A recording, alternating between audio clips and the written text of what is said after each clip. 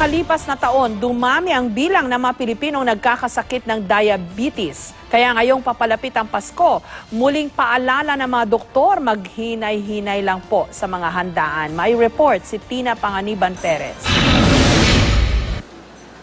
3 taon na mula nang ma-diagnose si Ramil Alano na diabetic. Dibdiban daw ang ginawa niyang pagdadayet kahit pa ang trabaho niya ay sa pagkain. Nung una nagtimpi ako, nang hina ako, namayat ako.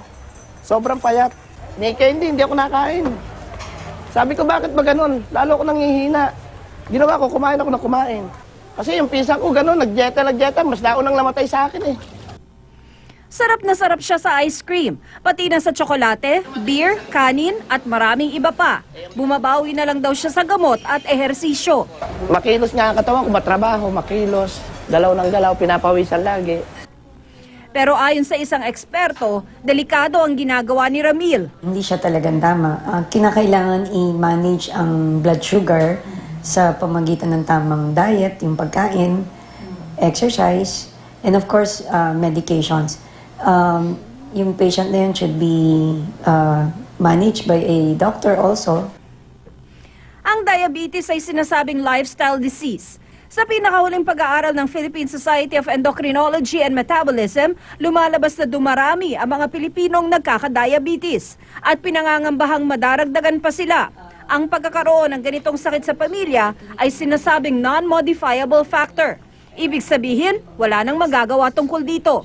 Kung may first-degree relative na may diabetes o kung overweight o obese, o nag-borderline na ang blood sugar level o nagka-diabetes habang buntis o ang ipinanganak ay mahigit sa 8 pounds ang timbang o may hypertension o inatake na sa puso o na stroke, dapat ay magpa-test agad. Pero kung wala namang ganitong sakit sa pamilya, pwede itong iwasan. Kasama rito ang tamang dami at klase ng pagkain, pag-ehersisyo at pagmamonitor sa timbang. Pero paano kaya ito kung panahon ng Kapaskuhan, kung kailan kabi-kabila ang mga handaan?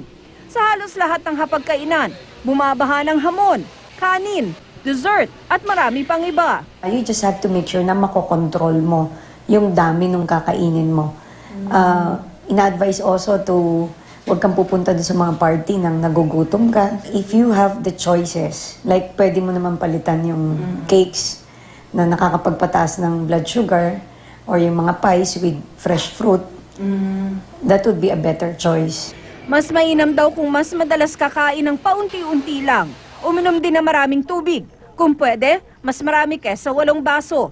Dapat may regular ding physical activity. You enjoy the holiday season, you enjoy eating, just know your limitations.